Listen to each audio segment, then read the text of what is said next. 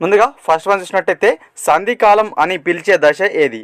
So మనకు Elizabeth ఆర్లాక్ ప్రకారం సంధికాలం అని ఏ దశను పిలుస్తారంటే నవజాత శిశువు దశను సంధికాలంగా పిలవడం జరుగుతుంది. సో దీని యొక్క కాలం చూసుకున్నట్లయితే 0 to 2 weeks. ఇంపార్టెంట్. ఓకేనా? సంధికాలం అని పిలిచే దశ నవజాత శిశువు దశ. Option 1 right answer. Okay, next one.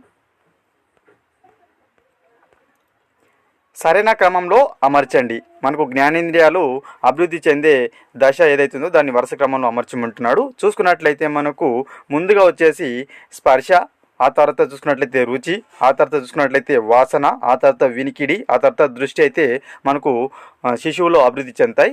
ఇది వరుస క్రమం అనమాట, CABDE. ఓకేనా? స్పర్శ, రుచి, వాసన, వినికిడి, చివరగా మనకు అభివృద్ధి చెందే జ్ఞానేంద్రియం దృష్టి అనమాట. ఇంపార్టెంట్. ఓకేనా? Option 4 right answer. Next one. జనన పూర్వ దశలో ఎన్ని అంతర్దశలు ఉన్నాయి? సో మనకు జనన పూర్వ దశలో 3 అంతర్దశలు ఉంటాయి. చాలా చాలా ఇంపార్టెంట్, 3 అంతర్దశలు ఉంటాయి. Next one. ఆకారాలను మరియు ప్రకార్యాలను సమైక్యపరిచి విశదపరిచే క్లిష్ట ప్రక్రియ వికాసం అన్నది ఎవరు? సో మనకు వికాసం సంబంధించిన డెఫినేషన్ అన్నమాట. సో ఆకారాలను మరియు ప్రకార్యాలను సమైక్యపరిచి విశదపరిచే క్లిష్ట ప్రక్రియను వికాసం అన్నది అండర్సన్. ఓకేనా? అండర్సన్. పేరును 2 భాగాలు విభజించుకోండి. అండర్సన్గా ఆకారాలు ప్రకారాలు 2 భాగాలు. ఈ విధంగా గుర్తుపెట్టుకోండి. లేకుంటున్నట్లయితే అండర్సన్ ఆకారాలు అని గుర్తుపెట్టుకోండి. ఇంపార్టెంట్. Next one.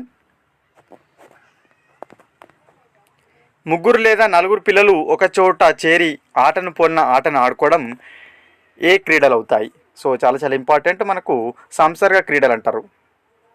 ఒక 3 లేదా 4 పిల్లలు ఒక చోట చేరి అక్కడ ఆటను పోలిన ఆటను, ఇసుకలు గుళ్ళు కట్టడం ఏదైతుందో అది సంసర్గ క్రీడలు అనమాట. ఓకేనా? సంసర్గ క్రీడలు. సాకార క్రీడలు అంటే ఇచ్చిపుచ్చుకోవడం, ఒకరి బొమ్మను ఒకరు ఇచ్చిపుచ్చుకుంటారు. సమాంతర క్రీడలు అంటే సేమ్ ఒకే బొమ్మ అంటే అలాంటి బొమ్మలతో ఆడుకోవడం, లేదంటే వేరు బొమ్మలతో ఆడుకోవడం. ఇక్కడ కూడా ఇచ్చిపుచ్చుకోరు, ఇక్కడ కూడా ఇచ్చిపుచ్చుకోరు. కేవలం సాకార క్రీడలు మాత్రమే ఇచ్చిపుచ్చుకోవడం అనే భావన ఉంటుంది. ఇంపార్టెంట్. Next one.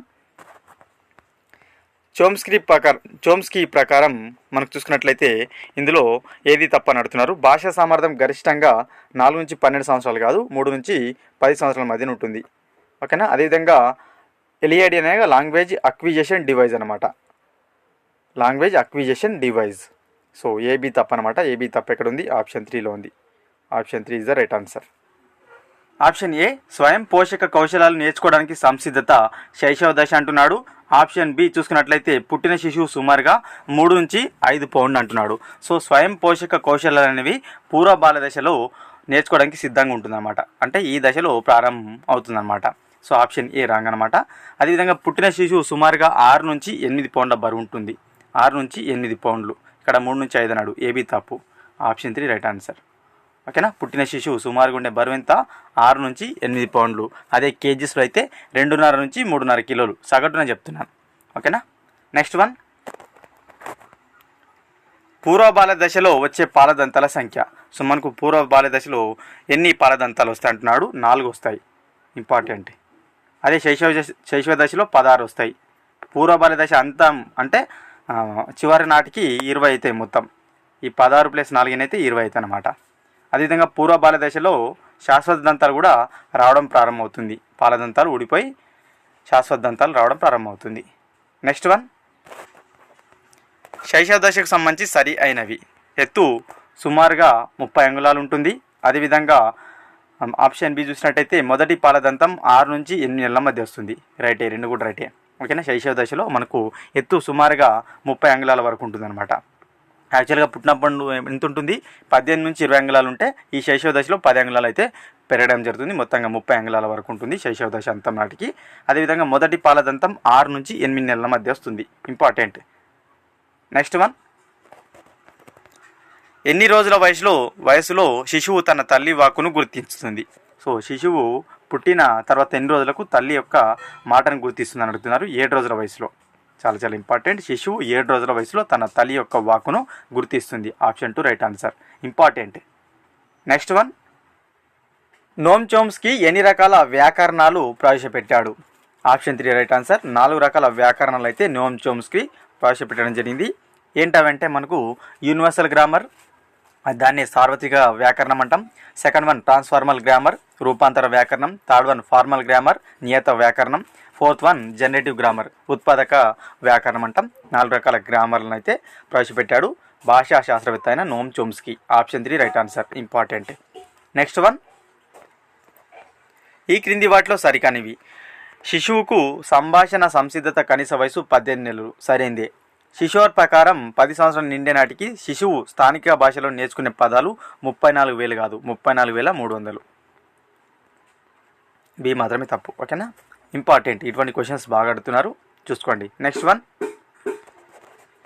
ఉత్తర బాల్య దశ పూర్తి అయినాటికి శిశువులో వచ్చు శాశ్వత దంతాల సంఖ్య. సో ఉత్తర బాల్య దశ ఉంది కదా, 5 to 12 years. సో ఇక్కడ ఈ దశ పూర్తి అయినాటికి మొత్తంగా ఎన్ని శాశ్వత దంతాలు వస్తాయని అడుగుతున్నాడు. 28 శాశ్వత దంతాలు అయితే ఉత్తర బాల్య దశ పూర్తి అయినాటికి రావడం జరుగుతుంది. Option 3 right answer. ఓకేనా, నెక్స్ట్ వన్, ఈ క్రింది వాటిలో సరి అయినవి. సో చూసుకున్నట్లయితే ప్రాక్ దశ అంటారు, ప్రాక్ భాషా దశ అంటాం. ఇది 0 నుంచి 4 నెలలు, సరైందే. శబ్దానుకరణ దశ 4 నుంచి 12 నెలలు అంటుండు, కాదు, 12 నుంచి 18 నెలలు. శబ్దానుకరణ దశ ఎంత? 12 నుంచి 18 నెలలు. మరి 4 నుంచి 12 నెలలు ఏది? చూసుకున్నట్లయితే ముద్దు పలుకుల దశ అంటాం. ఓకేనా, ఇంపార్టెంట్. నెక్స్ట్ వన్, ఏ మాత్రం సరైంది ఇది. నెక్స్ట్ వన్, అహం మనోవిజ్ఞానవేత్త అని ఎవరిని పిలుస్తారు? అహం మనోవిజ్ఞానవేత్త అని ఎరిక్ ఎరిక్సన్కు పేరుంది. ఇంపార్టెంట్. అహం మనోవిజ్ఞానవేత్త అని ఎరిక్ ఎరిక్సన్ను పిలవడం జరుగుతుంది. Option 3 right answer. Next one, ఈ క్రింది వాటిలో సరికానివి. వాగుడుకాయ దశ పూర్వ బాల్య దశ, సరైందే. ఉద్వేగాలను త్వరగా మర్చిపోయే దశ శైశవ దశ, 2 కూడా సరైనవే. చాలా చాలా ఇంపార్టెంట్. వాగుడుకాయ దశని ఏ దశని పిలుస్తారు? పూర్వ బాల్య దశని పిలుస్తారు. ఉద్వేగాలను త్వరగా మర్చిపోయే దశ ఏదైనా ఉందంటే అది శైశవ దశ అని గుర్తుపెట్టుకోండి. ఖచ్చితంగా క్వశ్చన్స్ అడగవచ్చు ఉద్వేగ వికాసం సంబంధించి. నెక్స్ట్ వన్, ఈ క్రింది వాటిలో సరికానివి. ఎరిక్ ఎరిక్సన్ సాంఘిక వికాస దశలు 10. ఎరిక్ ఎరిక్సన్ సాంఘిక నైతిక వికాస సిద్ధాంతం ప్రకటించిన సంగతి తెలిసిందే. దాంట్లో దశలు 8 ఉంటాయి. సాంఘిక వికాస దశలు 8. ఎరిక్ ఎరిక్సన్ అమెరికాకు చెందిన చూసుకున్నట్లయితే పర్సన్ అంటున్నాడు. ఎరిక్ ఎరిక్సన్ అమెరికాకు చెందిన పర్సన్ కాదు, జర్మనీకి చెందిన పర్సన్ అన్నమాట. ఎరిక్ ఎరిక్సన్ ఏ దేశస్తుడు? జర్మనీకి చెందిన దేశస్తుడు. ఏబి తప్పు.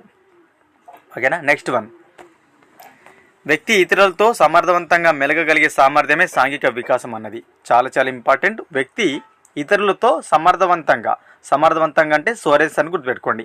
సాసో. ఓకేనా, సాసో, సమర్థవంతంగా మెలగగలిగే సామర్థ్యం సాంఘిక వికాసం అన్నది Sorensen. Option 2 right answer. Next one, Carl రోజర్కి సంబంధించి సరి అయినవి. ఇతను సైకోథెరపీకి మూల పురుషుడు, సరైందే. నిర్దేశిక మంత్రమును ప్రతిపాదించాడు, రాంగు. అనిర్దేశిక మంత్రమును కార్ల్ రోజర్స్ ప్రతిపాదించాడు. ఇతనికి ఇంకొక పేరేంది? సైకోథెరపీకి మూల పురుషుడు. Next one,